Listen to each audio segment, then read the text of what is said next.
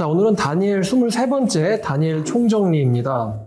자, 다니엘이 1장을 보니까, 지난번 약속대로 이제 다니엘을 한번 쉽게 머릿속에 넣을 수 있도록 정리해드리겠다라고 약속을 해드렸는데, 저는 잘 정리된 것 같은데 여러분 어떨지 모르겠어요. 자, 첫 번째로 이 다니엘 1장 1절을 보니까 유다왕 여호야김이 다스린 지 3년이 되는 해에 바벨론 왕 느부갓네살이 예루살렘에 이르러 성을 에워쌌더니, 자, 이게 이제 주전 605년입니다. 주전 605년이에요. 그러니까 다니엘이 몇 살일까? 여러분이 아시라고 알려드린 겁니다. 주전 605년이고, 이때에 이제 잡혀간 사람들 중에 4절에 왕궁에 설 만한 소년을 데려오게 하였다. 곧 흠이 없고 용모가 아름다우며 모든 죄를 통찰하여 지시에 통달하며 학문에 익숙하여 왕궁에 설 만한 소년을 데려오게 하였고, 그러니까 소년이었어요. 605년에 다니엘은. 그러니까 대략 한 15세라고 계산하면 편할 것 같아요. 소년, 중학생. 초딩은 아니겠죠? 대딩도 아닐 거고, 소년이니까. 자, 다니엘은 대략 한 620년생이라고 보면 될 것 같네요. 620년생 다니엘. 자, 그럼 이제 다니엘 성경 1장부터 12장까지 쉽게 외우도록 해야죠. 자, 여러분 1장은 뭐 외울 것도 없죠. 다니엘이 환관장한테 가서 나 고기 안 먹을래. 그죠? 근데 너 고기 안 먹으면 내가 곤란해지는데 10일만 우리를 시험해 보시지. 오케이, 알았어. 자, 1장의 내용은 다니엘의 시험입니다. 다니엘 시험. 자, 근데 이제 2장에서 이 느부갓네살이 뭘 꿉니까? 바로 꿈을 꾸죠. 2장에서 꾼 꿈이 네 원소로 된 신상이에요. 자, 느부갓네살의 네 신상 꿈과 해석. 이게 2장 내용입니다. 다니엘이 해석도 해주죠. 원소가 금은동철, 금은동철. 근데 철에는 흙이 섞여 있죠. 금은동철 흙. 그래서 이 네 원소의 나라가 바벨론, 메데바사, 헬라, 로마. 이렇게 된다고 알려드렸어요. 근데 이 네 번째 이 흙을 로마로 보는 학자도 있고, 아니면은 이 네 번째 나라를 디아도코이애들, 셀레우코스 왕국으로 보는 학자도 있다라고 소개했습니다. 그런 경우에는 이제 바벨론, 메데와 바사와 헬라, 마지막 네 번째 나라는 헬라가 되겠죠? 이렇게 나누는데, 근데 신경 쓰지 마세요. 그냥 금은동철, 바벨론, 메데바사, 헬라, 로마. 메데바사도 자연스럽지 않다. 그럼 바벨론, 바사, 헬라, 로마. 이렇게 하시면 됩니다. 이게 2장은 꿈이에요. 자, 1장은 소개, 2장은 꿈. 3장은 이제 2장에서 왕이 바로 금머리입니다. 금머리. 그러니까 느부갓네살이 다니엘을 높여주죠. 높여줬는데 가만 보자. 생각해보니까 내가 금이란 말이지. 좋아. 그래서 한번 3장에서 뭘 만드냐면은 금신상을 만들어요. 근데 금신상 만드니까 절해라. 절 안 하면은 풀무불에 던져놓을 거야. 그 3장 제목이 풀무불 시험입니다. 풀무불 시험. 다니엘의 세 친구가 들어가죠. 세 친구가 들어가는데 3명 집어넣는데 4명 있어. 한 명은 하나님의 아들 같이 생겼다. 그래가지고 놀래가지고 와서 절을 하죠. 세 친구한테. 재밌는 왕이에요. 3장은 느부갓네살의 교만이 만들어낸 거죠. 자, 4장은 환상입니다. 또 꿈이에요. 4장에서 이 사람이 두 번째 또 꿈을 꾸는데, 두 번째 꿈은 나무 꿈입니다. 나무 환상과 순찰자. 나무가 있어서 하늘 끝까지 뻗었는데 그 하늘에 순찰자가 내려와가지고 4장 13절, 그래서 이제 4장 14절 그 나무에서 새들을 쫓아내라. 그러나 이제 그루터기는 남겨둬라. 자, 그래서 다니엘이 해석을 해줘요. 그러니까 요는 이제 27절에 보니까 왕이여 내가 아뢰는 것을 받으시고 공의를 행함으로 죄를 사하고 가난한 자를 긍휼히 여김으로 죄악을 사하소서. 그리하면 왕의 평안함이 혹시 장구하리이다 하니라. 그리고 다니엘이 해석을 해줘요. 하나님께서 당신을 심판하시려고 하는 꿈이니까 겸손하시면은 혹시 번영하실 수도 있습니다. 그랬는데 느부갓네살이 이제 이미방정이죠. 그래서 와, 내가 이거 다 만든 거 아니야? 다 내가 만들었어 하다가 이제 병에 걸립니다. 우광병이죠.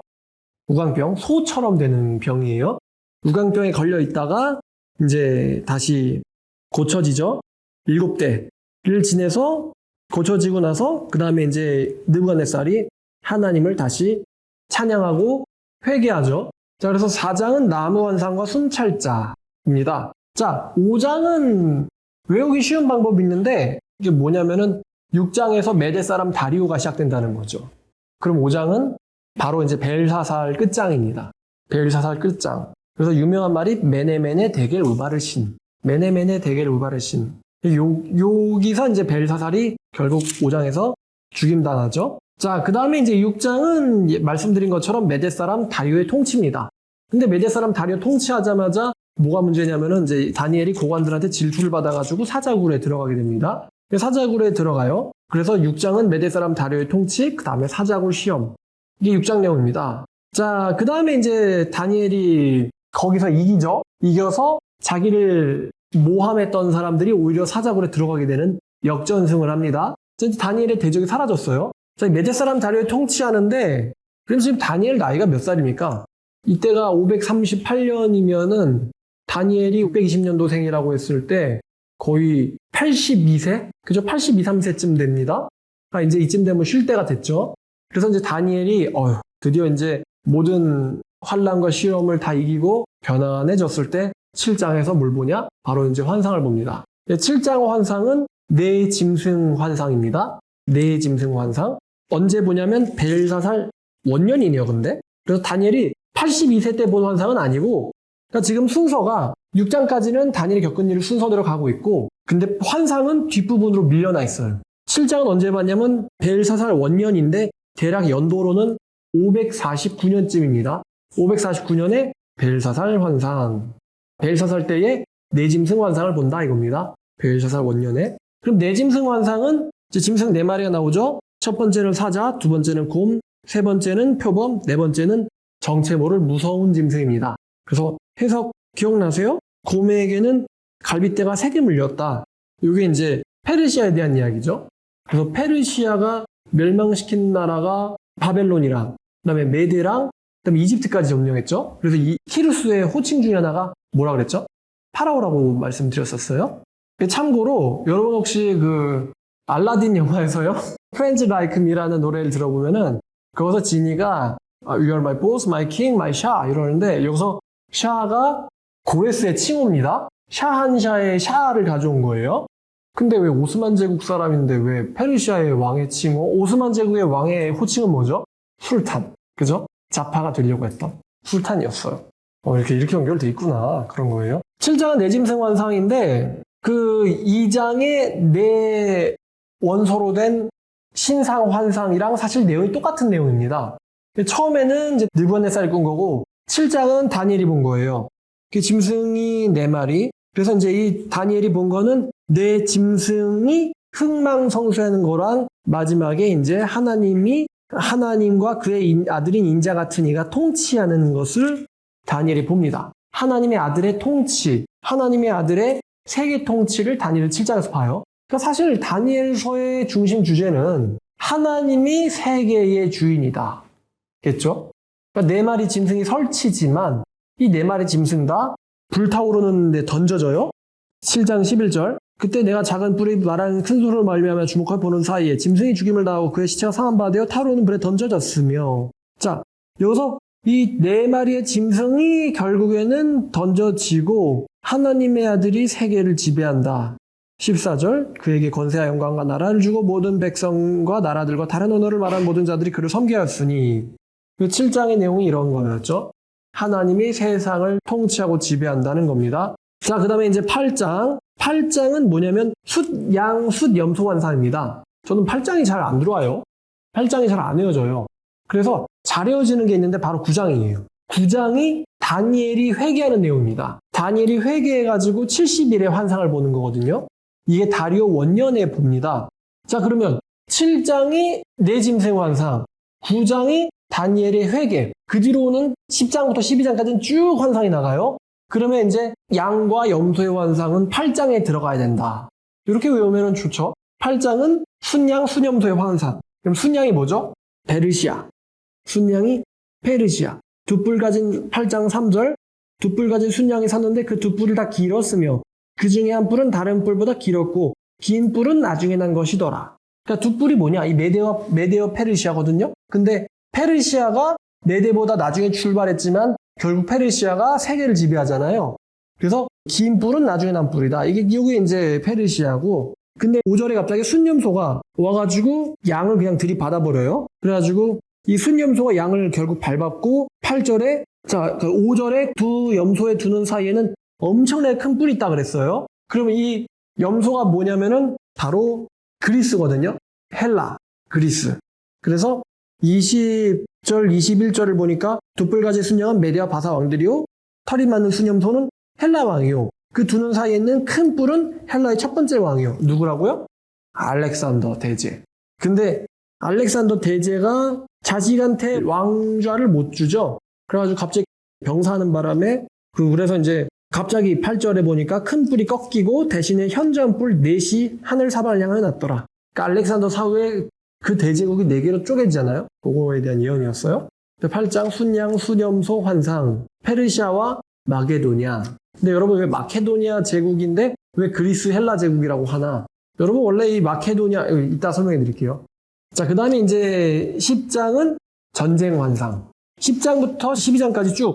10장, 11장은 전쟁 환상인데 10장 내용은 이제 고레스 제3년에 본 거예요. 그러니까 10장부터 12장까지는 그냥 한 큐에 갑니다. 10장부터 12장까지는 한 번에 가요. 고레스 제3년에 본 환상인데 제일 마지막에 본 거죠. 자, 그래서 여기 보면은 이제 인자와 같은 인데 사실 예수님은 아니고 아마 예수님에게 보냄받은 천사 같은 존재예요. 천사가 하나님의 말씀을 다니엘에게 전하죠. 10장 내용에. 자, 10장 20절, 21절 보니까 내가 돌아가서 바사 군주와 싸울려니와 내가 나간 후에는 헬라 군주가 이를 것이니라. 그러니까 하늘의 전쟁이 있다 그랬죠? 제 강의 중에. 하늘의 전쟁과 천상의 책이라는 강의를 통해서 하늘에서 하나님의 세력과 사탄의 세력이 싸우는 거예요. 그래서 그것대로 지상에서 이루어진다는 거죠. 그러니까 하나님의 사자들이 바사의 군주를 물리치면은 페르시아가 멸망하는 거고, 그 다음에 무슨 군주가 오냐면 헬라의 군주가 온다. 이런 내용이죠. 자, 그 다음에 이제 11장 1절에 내가 메대 사람 다리오 원년에 일어나 그를 도와서 그를 강하게 한 일이 있었느니라. 메대 사람 다리오 원년에 그를 도와서 그를 강하게 한 일이 있었느니라. 그러니까 다리오가 하나님의 사람과 비슷한 결정을 내리죠. 예루살렘 사람들, 유다 사람들 돌아가서 그분의 성전을 재건해라. 그 하나님은 진짜 참신이시라. 그러니까 이런 게 이제 하늘에서 이스라엘 백성들을 도운 거예요. 자, 그 다음에 이제 11장의 쭉 내용은 페르시아의 멸망, 그 다음에 그리스의 멸망이죠. 2절에는 바사에서 새 왕들이 일어날 것이지만 그가 이제 헬라 왕을 칠 것이며 장차 큰 능력 있는 왕이 나타나서 큰 권세로 다스리며 자기 마음대로 행하리라. 그러나 그가 강성할 때 그의 나라 갈라져 천하 사방에 나뉠 것이나. 그러니까 지금 이제 페르시아도 망했고 그리스 마케도니아 제국도 망했고 그 나라는 자손들에게도 돌아가지 않고 신하에게 돌아가죠. 그러면서 이제 5절부터 남방 왕과 북방 왕의 다툼이 나옵니다. 그러니까 카산드로스랑 리시마커스 위에 두 제국 이야기는 생략됐어요. 빠졌어요. 왜냐면은 지금 중요한 거는 메소포타미아 그 중앙에 살고 있는 바로 이제 이스라엘 백성들이죠. 이스라엘 백성들을 끼고는 세력 다툼이 일어나는 것이 바로 프톨레마이오스 제국이랑 셀레우코스 제국이거든요. 그래서 프톨레마이오스 제국을 남방왕, 셀레우코스 제국을 북방왕이라고 해서 그 두 제국의 충돌이 계속 소개되고 있습니다. 11장도 전쟁 환상, 두 번째. 10장도 전쟁 환상, 11장도 전쟁 환상. 남방왕, 북방왕. 제가 얼마 전에 어떤 분을 만났는데, 얼마 전에 어떤 분이 북한이 어쩌고 제가 그런 얘기를 했더니요. 그분이 하시는 말씀이, 북방왕이 남방왕을 만나야죠. 이러시더라고요. 그래서 제가, 대단하시다고 어떻게 그런 내용을 알고 있느냐. 그러면서 속으로는 이 사람은 북방왕과 남방왕을 김정은이랑 문재인으로 생각하는 건가? 북방왕, 남방왕. 그러니까 얼마나 사람들이 성경을 자기 입장에서 봅니까? 자, 그래서 이제 11장 내용은 남방왕, 북방왕 이야기. 남방왕은 프톨레마우스, 그 다음에 북방왕. 근데 여기서 많이 할애되고 있는 북방왕이 안티오코스 4세 에피파네스예요. 안티오코스 4세 에피파네스와 그 다음에 안티오코스 3세도 좀 많이 나왔어요. 그리고 프톨레마우스 6세도 나왔고요. 여기 26절에 그의 음식을 먹는 자들이 그를 멸하리니 그의 군대가 흩어질 것이요 서 많은 사람들이 엎드려 죽으리라. 자, 이 두 왕이 마음에 서로 해하고자 한 밥상에 앉았을 때 거짓말을 할 것이라. 일이 형통하지 못하리니 이는 때가 아직 이르지 아니하였으므로 그 일이 이루어지지 아니할 것임이라. 요게 그거예요. 프톨레마스 6세랑 그다음에 안티오코스 4세랑 서로 이제 니네 나라를 내가 다스릴 거야. 니네 나라를 내가 다스릴 거야. 요러려고 프톨레마스 6세를 안티오코스가 잡아놓고는 프톨레마스는 내가 돌아가면 네가 우리나라를 지배하게 해주겠다. 그 다음에 그래 너는 네가 그렇게 생각할 줄 알았지. 내가 가서 니네 나라 먹을 거야. 이렇게 서로 이렇게 음모를 꾸미는 게 바로 여기였어요. 프톨레마스 6세와 안티오코스 4세 사이의 대화다. 자, 근데 이루지 아니할 거다. 자, 그 다음에 이제 28절 이하, 28절 이하부터 쭉 나오는 왕이 바로 안티오코스 4세 에피파네스라고 원시적 적그리스도, 그러니까 적그리스도의 원형이 되는 자입니다. 11장에 이 안티오코스에 대해서 쭉 얘기하는데 여기서 이제 안티오코스가 31절에 매일 드리는 제사를 폐하며 멸망하게 하는 가장것을 세울 것이며, 이런 거는 안티오코스가 유대인들이 제사 드리는 걸 막았어요. 기원전 167년 8년부터 유대인들이 제사 드리는 걸 막았는데 결국 164년에 죽을 때까지 그 일이고, 그다음에 12장은 종말인데, 근데 여러분 혹시 기억나세요? 40절부터 11장 40절부터 45절까지는 이게 안티오코스의 그 죽음이 아니라고 말씀드렸어요. 안티오코스는 문둥병 걸려서 죽거든요. 문둥병 걸려서 죽고, 이제 외경에 따르면은 죽기 전에 회개하는 내용이 들어있긴 있는데, 안티오코스는 어쨌거나 에피파네스는 문둥병 걸려서 죽습니다. 근데 여기서 40절 이하 보면 이 북방왕이 안티오코스가 문둥병 걸려 죽지 않거든요. 자, 그래서 이 부분이 안티오코스 에피파네스의 종말이 아니에요. 그래서 마치 이 예언이 다른 예언과 겹쳐지고 있는 부분인 것처럼 보여요. 45절까지가. 그러면서 12장이 붙는데, 12장, 그때 내 민족을 호위하는 큰 군주 미가엘이 일어날 것이요 또 환란이 있으리니 이는 개국 이래로 그때까지 없던 환란일 것이며 그때 내 백성 중 최의롭된 모든 자 구원받을 것이라. 이거 지난번에 설명하면서 이거는 기원전 2세기에 일어난 종말이 아니라 분명히 먼 미래에 있는 종말을 이야기하고 있습니다. 그래서 다니엘서가 이런 산이 하나 있는데 이 산이 꼭대기가 끝인 줄 알았는데 그 뒤에 산이 또 있고, 이 꼭대기가 끝인 줄 알았는데 그 뒤에 산이 또 있어요. 그래서 다니엘이 본 원형적 적그리스도는 에피파네스였고, 두 번째 적그리스도는 바로 네로였어요. 네로. 그리고 네로 황제도 궁극적 적그리스도는 아니란 말입니다. 왜냐면은 사도 바울이 데살로니가서 2장에서 어떤 녀석이 하나님의 성전에 앉아서 자기를 하나님이라고 한다 그랬거든요. 근데 걔는 분명히 네로는 아니에요. 그 다음에 그러면 마지막에 예수님이 재림하기 전에 하나님의 성전에 앉아서 지를 하나님이라고 얘기하는 놈이 나오겠죠. 그 녀석에 대해서 다니엘도 이야기하고 있는 거죠. 그 12장은 종말장, 종말로 이어져요. 1290일과 1335일. 자, 그래서 여러분이 1장부터 12장까지 다 암기했으리라고 봅니다. 다니엘 여러 번 읽었으면 나올 수 있겠죠? 1장 무슨 다니엘? 시험. 뭐? 채소. 2장 느부갓네살의 뭐예요? 꿈. 무슨 꿈이죠? 내 신상 꿈. 신상 꿈 꿨으니까 나는 금이야. 3장 교만해가지고 풀무불 시험. 그래서 사드락메삭 아벳느고 들어가죠. 그다음 4장은 나무 한 상과 순찰자. 이거 바벨론 느부갓네살의 두 번째 꿈입니다. 꿈꾸고는 그래도 내가 큰 나무긴 큰 나무네. 이랬다가 뭘 걸려요? 우광병 걸려가지고 막 회개하고 돌아오죠. 근데 그 다음에 이제 6장이 바로 다리오, 메대 사람 다리오의 시작이에요. 그러면 이제 5장에서 뭐가 끝나야 돼요? 바로 이 바벨론 제국이 끝나야죠. 그래서 5장 제목은 벨사살, 메네메네 데겔 우바르신, 벨사살의 마지막. 그다음에 6장부터가 이제 드디어 위대한 대제 고레스의 시작이죠. 그래서 이제 고레스, 그 다리오가 왕으로 세워줄 때 6장부터. 근데 6장이 무슨 내용이에요? 사자굴 시험. 그죠? 다니엘이 쟤는 바벨론 제국일 때도 한 자리 하더니만 지금 페르시아 제국인데도 한 자리에 치사하다. 운명을 꾸미자. 그랬다가 사자굴에 던져지잖아요. 운명 꾸민 자들이. 그다음 이제 힘든 거는 다 갔다 이거죠. 사자굴 시험까지 통과했으니까. 그 7장에 이제 뭐가 나와요? 내 짐승 환상. 내 짐승 환상이 나와요. 근데 요게 누구야? 그 느부갓네살이 꿨던 꿈이랑 비슷하다 그랬어요. 내 원소로 된 신상과 네 마리의 짐승. 근데 이 네 마리의 짐승 나중에 던져지죠? 그 다음에 이제 하나님의 아들이 통치하죠? 자, 그 다음에 이제 8장은 두 짐승 나오죠? 순양과 순염소. 근데 전 양이 더 좋아요. 그래서 페르시아 제국 좋아한다 그랬어요. 자, 그래서 순양과 순염소. 순염소는 마케도니아. 그냥 양을 보면 들이받는 염소. 9장은 다니엘이 회개랍니다. 그 다음에 71회의 환상입니다. 그 다음에 10장은 이제부터 10장부터 11장은 전쟁에 대한 환상이에요. 그래서 하나님의 천사 같은 존재가 날라와가지고 다니엘에게 10장부터 그냥 한 큐로 간다 그랬어요. 12장까지. 고레스 제3년에 본 환상입니다. 쭉 가는데 10장은 이제 천사가 왜 자기가 즉시 못 왔는지를 설명을 하고, 그 다음에 11장부터는 이제 페르시아의 멸망과 그리스의 멸망, 그 다음에 디아도코이들의 싸움을 다루고 있어요. 그 중에 부각되는 게 프톨레마우스랑 셀레우코스, 이 남방왕, 이집트, 북방왕, 셀레우코스, 얘네들이 치고받고 싸워요. 근데 거기에 뭐가 껴있다? 바로 이 예루살렘 껴있는 거예요. 그래서 이 두 나라가 소개된 거예요. 그러고 나서 12장, 이게 11장 내용이고, 그 다음에 나오는 것이 바로 이 종말에 대한 내용이죠. 정말. 12장. 그래서 이제 여기서 12장에서 이제 많은 사람들이 부활을 얻겠고, 어떤 사람이 영생을 얻고, 어떤 사람이 영원한 수치를 얻을 것이다. 이렇게 하면 이제 12장까지 여러분들이 장제목을 외우신 거죠. 자, 그 다음에 이제 이 부분도 정리해 드려야 되는데, 바로 이제 제국에 대한 거였죠. 왜냐면 제 강의가 제국의 역사를 가지고 얘기했기 때문에, 첫 번째 제국이 바로 아수르예요. 아수르는 기원전 25세기부터 612년까지, 기원전 612년까지 대제국을 건설했어요. 성경에서 나오는 아수르가 워낙 역사가 길기 때문에 고대, 중기, 그다음에 신아시리아 이렇게 나눠진다고 했는데 성경에 나오는 아수르는 신아시리아예요.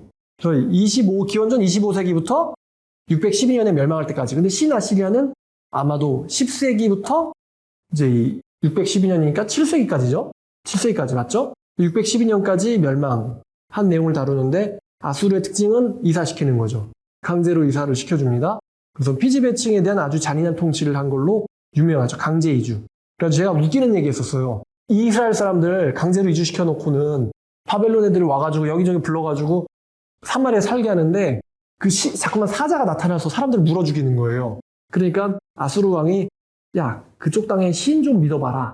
그래가지고 제사장 한 명 줄 테니까 그 제사장한테 그 땅에 토속신을 섬기는 방법 좀 알아내. 그 토속신도 같이 섬겨봐. 그래가지고 어떤 베델의 제사장이 바벨론 사람들한테 여호와를 섬기는 법을 가르치는 아주 코믹한 장면이 있었습니다. 그렇죠? 그래서 이제 여기서 성경에서 이제 등장하는 아수르 왕이 여러 명 있는데 그 중에 티글라트 빌레세르 3세.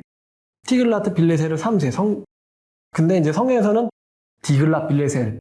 그나마 번역 잘했어요. 디글랏 빌레셀. 불이라고도 번역됐어요. 불. 이름이 불이에요. 그러니까 이거 불났다 불 아니고 이름이 불이에요. 불, 디글랏 빌레셀. 그 다음에 이제 현실적으로 위대한데 성경에서 한 번밖에 이름 안 나오는 사람이 있어요. 바로 아슈르바니팔. 성경에서는 오스납발. 그러니까 엄청 이름 확 줄여버리죠. 오스납발. 오리발도 아니고, 그죠? 자, 그 다음 제국이 바로 이제 바벨론. 612년에 아시리아 멸망시켰죠? 그러니까 바벨론은 626년에 나보폴리사르가 세웠어요. 626년에. 다 기원전이에요. 그리고 언제 망하냐면 539년에 망합니다. 539년. 참 좋은 숫자예요. 바벨론이 망한 연도. 539년. 역시 얘네도 피지배층에 대한 잔혹 통치를 하죠. 바벨론 애들이 처음부터 셌던 게 아니고 메대랑 힘을 합쳐가지고 짝짝꿍 해가지고 니느웨를 침공한 거예요. 그 니느웨를 혼자서는 못 이기니까 워낙 아수르가 크잖아요. 혼자서 못 이기니까 야 메대야 나랑 같이 친구 좀 먹고 쟤 좀 뿌개자. 오케이 알았다. 이래가지고 둘이 동맹해가지고 아수르를 친 거예요. 그래가지고 아수르를 일단은 칼로 쓸어버린 다음에 강물의 흐름을 바꿔가지고 수장까지 시켜버렸다. 왜냐면 니느웨를 재건할까봐. 그래서 칼로 쓸어버린 다음에 수장하는 내용이 나훔서에 나옵니다. 나훔서. 그래가지고 이제 그 아시리아 멸망시켰다. 그러니까 이제부터는 내 시대다. 그래서 바벨론이 시대가 됐는데 문제는 얘네 나라 100년도 못 버틴다 그랬어요. 100년도 못 버티고는 망하죠. 그래서 나보폴리살의 아들이 바로 이 느부갓네살이고 그다음에 마지막 왕이 성경에 나오는 왕이 벨사살인데 역사학자들은 벨사살이라는 사람이 있는지도 몰랐다. 마지막 왕은 나보니두스 아니냐. 나보니두스가 왕이다. 근데 이 나보니두스의 아들인 벨사살이 그 달의 신전의 기둥에서 벨사살의 이름이 나와요. 본명은 벨샤르라 우쭈르. 이름이 좀 그렇죠? 우쭈르. 그리고 쭈그러졌어요. 그게 벨사살. 그게 마지막 왕이죠. 그래서 539년에 아마도 구바르 장군에서 죽지 않았을까. 자, 그래서 벨사살 죽고 나서 이제 드디어 이제 나라는 내 거다. 그래서 이제 고레스가 차지했단 말이에요. 고레스 당시 나이는 62세더라. 그래서 고레스가 파벨론도 잔혹 통치하다가 빨리 망했지. 단명했지. 그다음에 아수르도 잔혹 통치하다가 민심 잃고는 반란이 일어나서 망했잖아요. 그러니까 우리들은 관대하게 통치하자. 그래서 이 고레스, 페르시아의 특징은 정복한 나라의 사상과 종교를 존중해 주는 거예요. 정복한 나라와, 그러니까 우리가 지배하는 사람들의 사상과 종교를 존중해 준다. 진짜 신사적이죠? 얘네들 종교는 조로아스터교인데 유대교도 존중받았어요. 그래서 역사학자들이 대제라고 이름 붙일 만한 왕은 이 키루스밖에 없다. 우리나라에서 그레이트, 대제의 이름 붙는 왕이 광개토 대왕인데 뭘 했어요? 백마 타고 달렸죠? 사실 뭐 했는지 잘 모르겠어요. 근데 키루스는 광대한 제국을 차지했을 뿐만 아니라 정복당한 사람들에게 관대한 통치를 함으로써 진짜 위너다운 이 아량과 관용을 보였단 말이에요. 그래서 대제란 말이에요. 고레스가 즉위한 게 559년, 그리고 10년 뒤인 549년에 메대를 할아버지 나라죠. 메대를 무찌르고 그 다음에 539년, 10년 뒤인 539년에 바벨론을 함락하고 그 다음에 538년이 성경에서 말하는 고레스 원년. 왜냐하면 성경을 기록한 자들은 바벨론의 지배 아래에 있기 때문에 바벨론 지배에서 해방한 게 중요하지 고레스가 시작한 게 해방 중요한 게 아니고 그래서 539년에 바벨론 멸망하고 538년이 고레스의 원년이에요. 우리들의 왕이 된 지 그 다음 해가 고레스 원년. 그 다음에 이제 중요한 연도가 516년에 다리우스 대왕 때 다리우스 제6년에 성전이 재건되죠. 516년. 그리고 445년이 바로 아닥사스다 제20년인데 아닥사스다 아르타크세르크세스 제20년에 뭐가 재건되죠? 성이 재건됐다 그랬어요. 445년. 그래서 445년부터 477년을 빼면은 33년이 나온다라고 얘기해 드렸어요. 그리고 330년이 불쌍한 해죠. 바로 다리우스 3세가 백소스 일당한테 배신당해 잡혀서 죽임당한 해예요. 330년에 페르시아 제국이 멸망했어요. 슬픈 일이죠. 자, 그 다음에 이제 패권을 가진 나라가 바로 이 마케도니아. 근데 제가 아까 왜 마케도니아인데 자꾸만 그리스 헬라라고 하느냐? 그럼 이 마케도니아가 원래는 그리스의 촌동네죠? 그 얘네들 왕조 이름이 아르게아스 왕조예요. 아까 페르시아의 왕조 이름은 아케메네스 왕조예요. 이름이 더 멋있죠? 아케메네스. 근데 얘네는 아르게아스, 마케도니아 애들은 원래 그리스의 촌동네의 귀족입니다. 그래서 아르기아스 왕조인데 올림픽도 참여하려고 그랬는데 너네 그리스인들 아니잖아. 나가 꺼져. 그랬더니 아니라고 우리 그리스인들이라고 족보 확인해봐. 그래가지고 맞네? 오케이 참여해. 그래가지고 올림픽도 겨우 참여했던 게 이 알렉산더 대왕의 선조예요.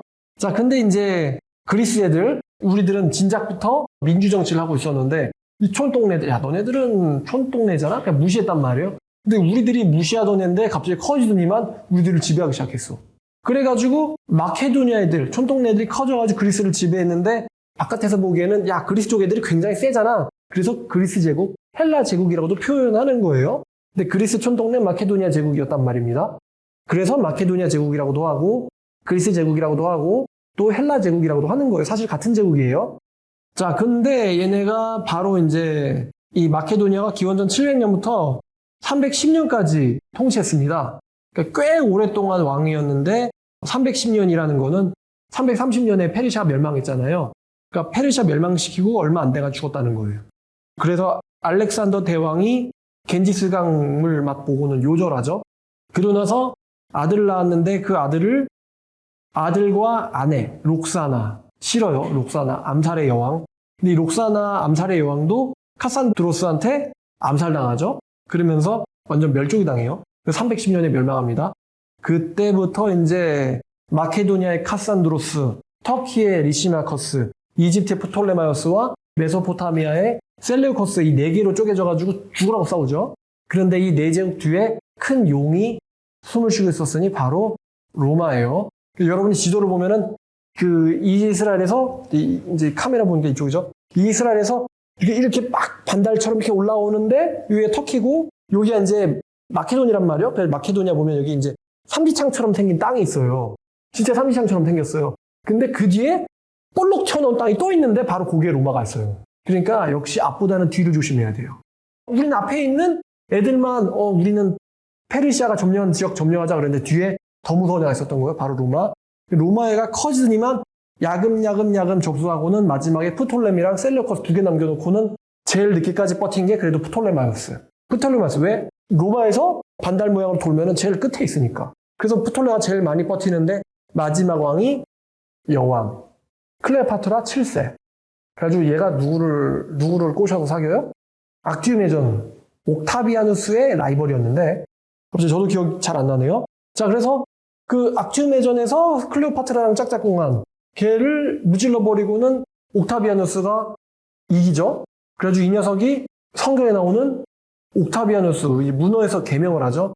아우구스투스로, 존엄한 자. 그래서 아구수도, 성경에서 아구수도, 가이사 아구수도. 원래 카이사르 아우구스투스입니다. 이런 건 좀 번역을 바꿔줘야겠죠?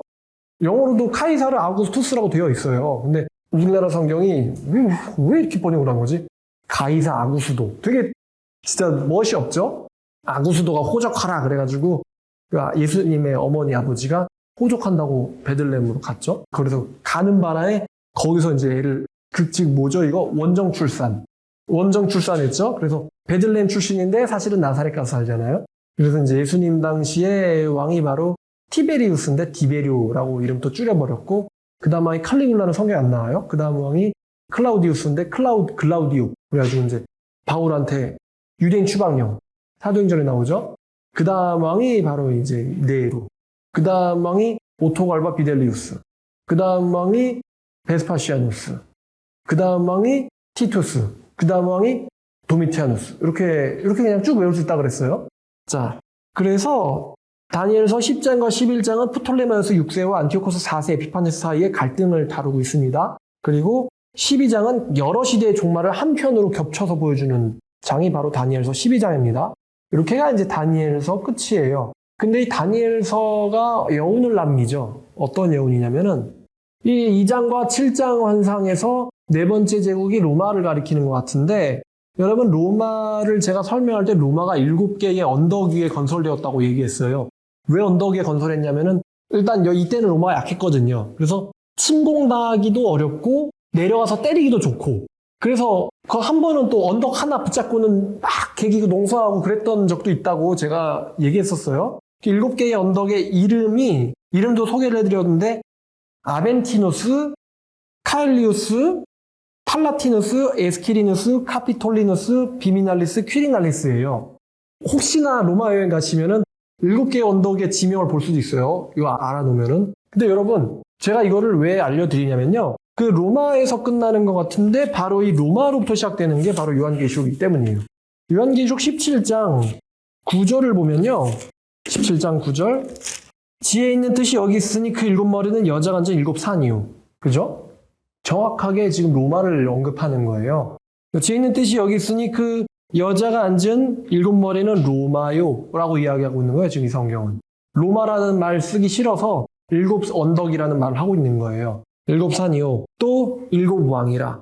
그러면 지금 왜 로마하며 동시에 7왕이라고 했냐면은 왕이라는 거를 지금 대유법이라고는 비유법을 쓴 것 같아요.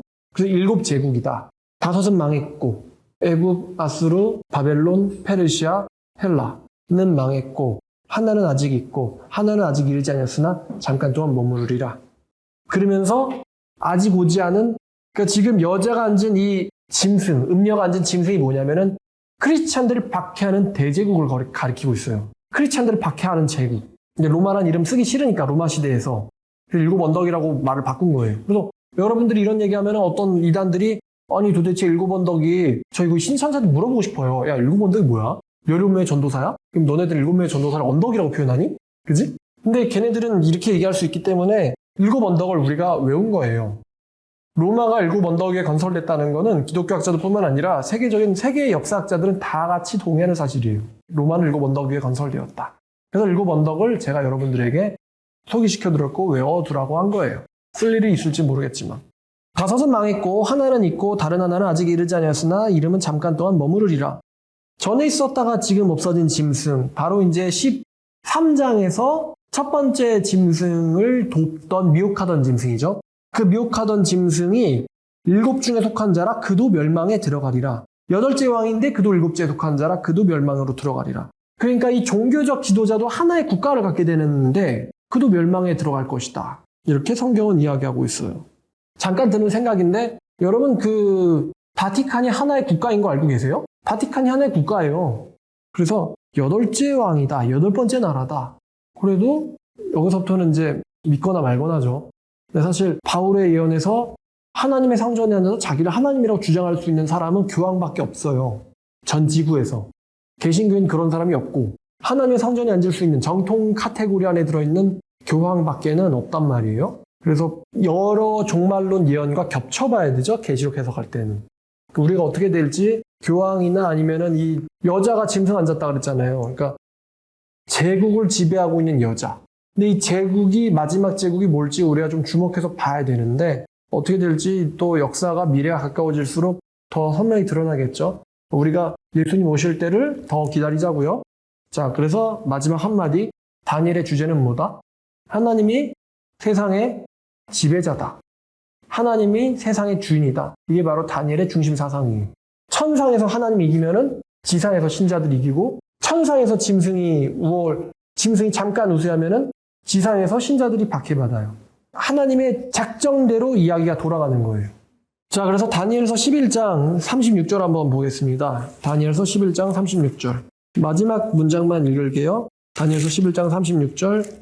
자, 이는 그 작정된 일을 반드시 이루실 것임이라. 그 왕은 자기 마음대로 행하며 스스로 높여 모든 신보다 크다 하며 비상한 말로 신들의 신을 대적하며 형통하기를 분노하심이 그칠 때까지 하리니 왜냐하면은 그 작정된 일이 반드시 이루실 것임이라. 그가 하나님을 대적하게 될 것이니 이는 하나님께서 작정된 일이 반드시 이루어질 것이기 때문이다. 하나님이 그렇게 허용한 거예요. 이 에피파네스의 교만을. 그 에피파네스의 교만을 하나님이 허용한 거예요. 그렇게 작정되었고 그렇게 이루어질 것이다. 성경은 작정된 대로 이루어진다. 하나만 더 얘기하고 싶은데 여러분 다니엘서가 예언서잖아요. 그럼 많은 하나님을 믿지 않는 사람들이 다니엘 예언이라고 하겠어요? 안 하겠어요? 안 하겠죠? 근데 예수님도 다니엘을 언급한단 말이에요. 그러면서 선지자 다니엘이 말한 것이 이루어진다라는 말씀을 하시는데 자, 그들이 칼날과 불꽃과 사로잡힘과 약탈을 당하여 여러 날 동안 몰락하리라. 11장 33절입니다. 또 31절에 군대는 그의 편에 서서 성소 곧 거룩한 견고한 것을 더럽히며 매일 드리는 제사를 폐하며 멸망하게 하는 가장 것을 세울 것이며 여기서 성전에 오염이 나타나 있어요. 그럼 도대체 다니엘을 아무리 안 믿는 사람도 기원전에 기록됐다는 거, 2세기에 기록됐다는 걸 인정하는데 그럼 어떻게 예수님께서는 예루살렘의 성전 파괴를 예언하실 때 다니엘을 인용하셨는데 그럼 다니엘이 또 역시 예언이라는 거 아니에요? 사복음서에서 예수님이 다니엘서를 예언으로 인용하시잖아요. 예루살렘의 멸망을 가리키시면서. 그래서 다니엘에 기록된 멸망의 이야기가 로마에 의해서 실현되잖아요. 그럼 여기에 대해서 안 믿는 사람들이 뭐라고 또 이야기를 할 수 있을까? 제가 안 믿는 사람 입장에서 생각해봤는데 마태복음도 조작됐다. 이렇게 주장할 것 같긴 해요. 그러니까 다니엘도 조작이고 마태복음도 조작이고 이렇게 갈 것 같긴 한데 결론은 하나님은 살아계시다. 저는 그렇게 생각합니다. 자, 오늘 여기까지 하겠습니다. 다음번에는 더 즐거운 강의로 찾아뵙겠습니다. 감사합니다.